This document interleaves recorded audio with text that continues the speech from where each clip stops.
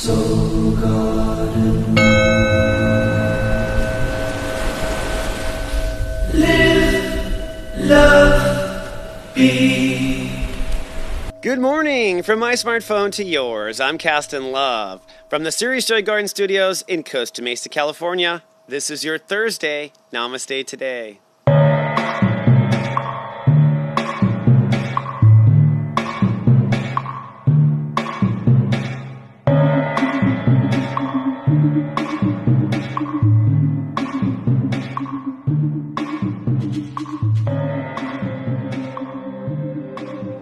Good morning and Namaste, and welcome to Namaste Today. I'm your host and spiritual life coach, Christopher Witecki. My modality is psychic astrology, and my mission is to stand in my heart and help other people come into theirs. This webisode is for Thursday, February 25th, 2016, and today the Great Human Walk has reached step 6, Pisces. Hello, my friends. Thank you so much for logging in and sharing your light and love and your comments. So grateful. Today we are going to be in a bright light, I think. Step 6 is a good step to be in. It's a step of receiving. It's a step of restoring balance. And yesterday, if you identify what kept you from being unholy, today you'll probably get those aspects poured in. You might even feel whole as you wake up if you were mindful of what was unholy yesterday, so to speak. And watch yesterday's episode if you want to know what I mean by that. As of today, I want to start a new little feature in my show. This is just because I really want to be a hub of light and help unite the light. And so I'm going to be doing shout-outs to other light walkers and light workers. And today, the shout-out goes to a viewer, Marianne, who gave me the most delightful quote yesterday. She says, "Eat glitter and shine all day. Eat glitter and shine all day." I love that. And she said, watching Namaste Today is like eating glitter. And I loved it. I just want to say I love that, Marianne. Thank you for the light. I am a glitter kind of guy.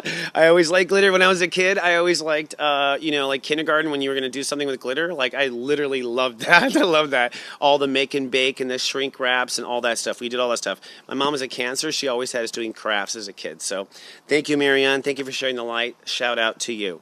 So let's look at today's vibe. Today's vibe will be sunny and glittery. I'm not kidding. I think it's appropriate for the day. That's because we are moving into a step 6 Pisces. Pisces is what we sense, and that's spiritual, and that's compassion, so that's good. And step 6 is Libra, which means we're getting a nice balanced Libra, perfect, sweet harmony on top of spirituality. So it's oh, sweet Libra, oh, sweet glitter. So my heart today is receiving what is fair, is receiving what is balanced. My heart is open up to receiving what's fair. My heart is ready to receive what will balance my life. I feel balanced and I feel artistic. The moon is moving into the late degrees of Libra. Dare I say I feel peaceful even. And I know with all the stuff that's happening, we haven't felt peaceful. And I feel the future. It's because the moon is trining Mercury today, so I'm feeling the future. Now today I'm open to manifesting the good frequencies, the ones that make me happy and seriously joyful. And I'm also opening to what's really groovy for me, what's really out there, what's really cool. And that's because Venus is at step 10, Aquarius. I'm thinking about keeping things flowing with spirit. It's because Mercury's at step 16, Aquarius, and so I'm keeping things flowing. I just want to keep business open. That's my first mental thought. And I am, for another day, executing final emotional boundary structures on Earth. These are my final structures. I do not intend to change my emotional mind about where I have limits and where I don't. And my part of fortune today, and this is where the part of fortune is to act on those good vibrations. Anytime there's a good vibration, it will be fortunate if I act on it. That's what it means. So your joy quest, should you choose to accept it, is to restore balance to your soul and life today, my friend. Accept and receive the love. Accept and receive it from wherever it comes. You know, there are no accidents.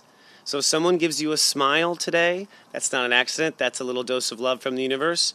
Flowers are love, in my opinion, and certainly I am love, and I know you accept and receive it from me. But accept and receive it from everywhere the universe gives it to you. And chew your love twice. See what it tastes like. Take it to the heart and restore your soul. All right, let's transition to today's topic.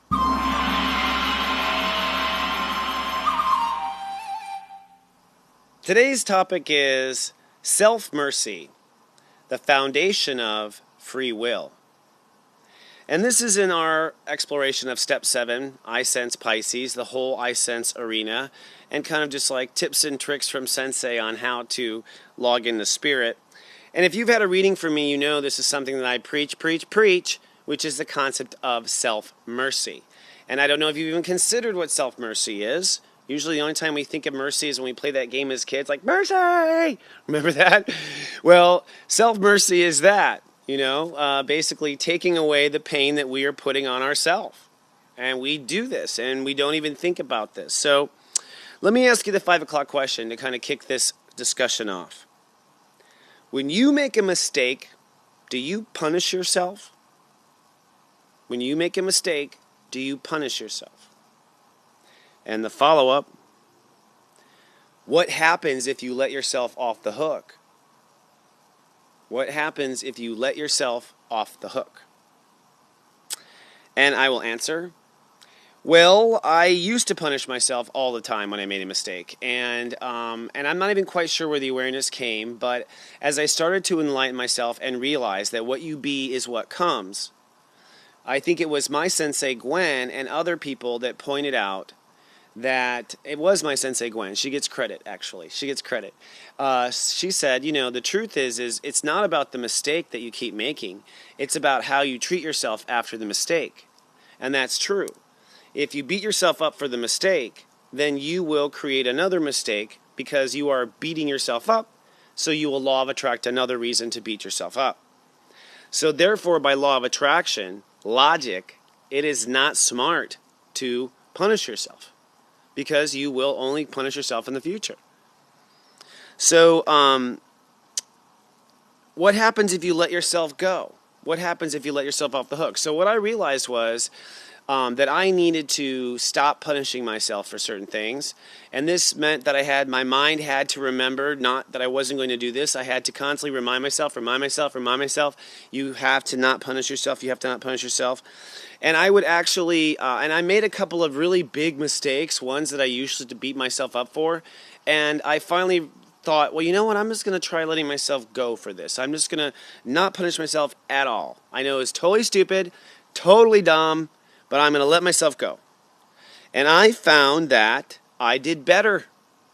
I found that I worried less, and I did better by letting myself off the hook, by giving myself the trust ahead of time, by forgiving myself the trust ahead of time, forgiving myself the trust.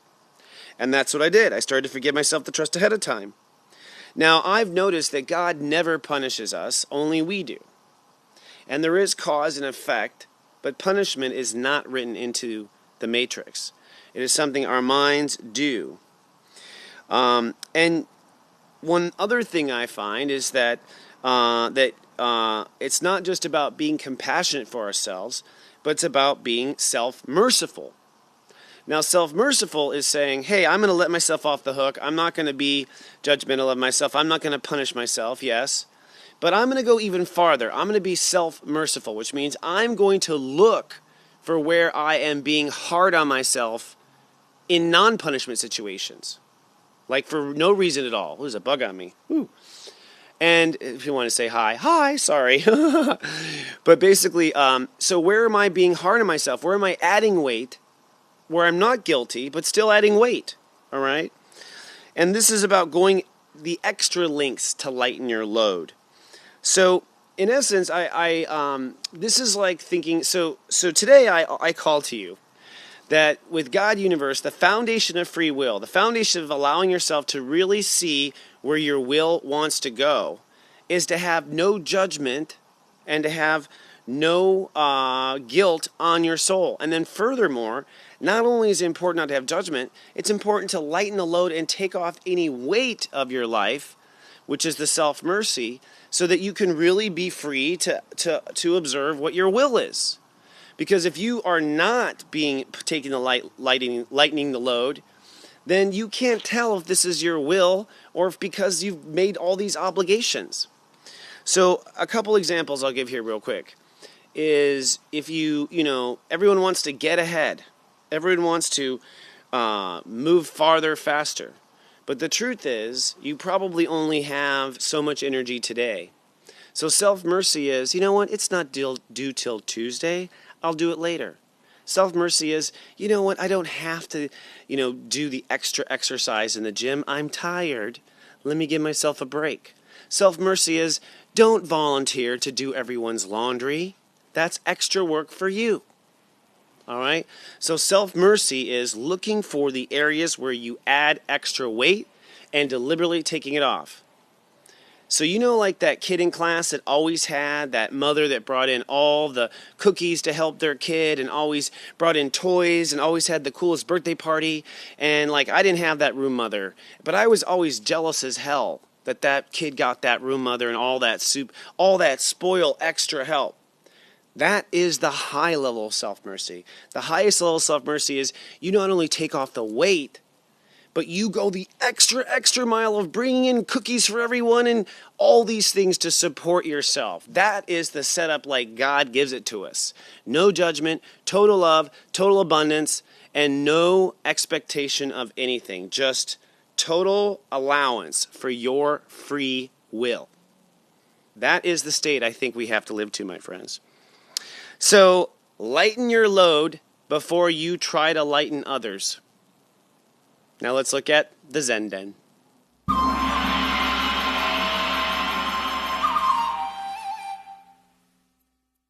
And welcome to the Zen Den. So today, my friends, I'm putting up a firewall of love between you and me, and I accept you if you accept me. And so it is. Let's take 3 breaths.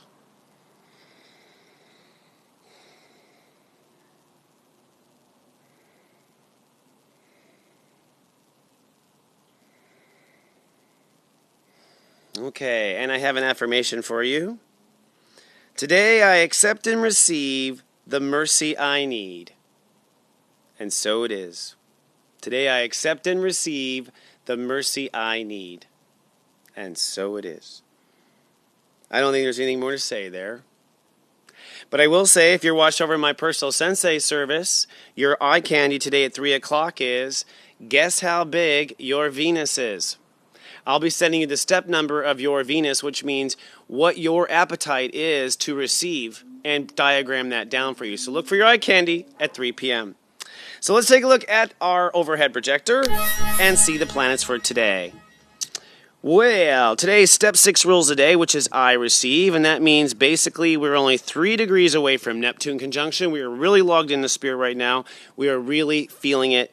So today is a day of letting go, opening up, and you will receive not just restoration from, to the soul, not just feeling better in your body, but I think you will receive spiritual information. We're going to start to do some major downloads now from our source. Same there with Mercury. Mercury's at step 16. 1 6 adds to a 7. There's Pisces again. But it's in Aquarius, step 16 Aquarius, which means we are receiving where we belong in the higher frequencies. Now, Venus is at step 10. That means we are manifesting the new ride, manifesting where we want to frequent, manifesting what we feel is the best baseline frequency. Step 10 is the baseline, so we're saying, okay, this is the baseline frequency that I will accept. Now, the moon is trining into this, and so the moon in Libra means emotions are going back and forth, but this really allows us to put those little emotional touches on things and figure out where things really belong. So our emotions are sensitive. Now, the moon is on approach to Black Lilith at step 20. I feel exposed. And so you may feel a lot of your old fears come up. Just do-si-do, bow to them and say hello. Okay, that's what I always say to a fear. Fear is something you can always count on. Thanks. Hey, fear, how are ya? Right? And recognize that they're going to come up. That doesn't mean they're going to happen. It just means they're going to come up. And we are facing fears. Chiron's at step 20 as well. But the planet that came up, if you want to know, when I did 3 breaths with you, was Mars. Mars is at step 26, which means we are enforcing what we feel, and we're enforcing what is fair. 6, Libra, all this Libra everywhere. And this adds to an 8, which is a commitment at 26. So, in essence, what Spirit was telling me when I went in was just stay loyal to your emotional boundary commitments. Everything else can fall into that. So if you're not certain of where you belong, you're not certain where this ride's going to go, just know where the exit is, and you'll be okay. Stay committed to that exit, stay committed to that line, and then jump in within. Anything else, Spirit? The last thing is, the moon will oppose Uranus. So this means that we are all stepping into the new man, the new wombed man, the new strength in us, the new ego, the ego that will be born officially when the sun goes into Aries. But at the end of the day, you might be weighing back and forth with who you are and who you're not, and who you are and who you're not. And that is really just a fine-tuning and polishing of the new man and of the new ego. So it's totally okay. The whole point is we go back and forth until we polish it out. All right. Well, friends, I haven't said it recently, so I'll say it now. If you'd like to follow me on Twitter, I'm at @CWateki. And if you'd like to follow me on Facebook, where I do a lot of posts and a lot of political things and things I discover, you can find me at soulgarden.me. Otherwise, please leave your comments and your love at soulgarden.tv. All right, I'll see you in 24 hours with more for your Friday show. Until then, remember, I love you, and live, love, be.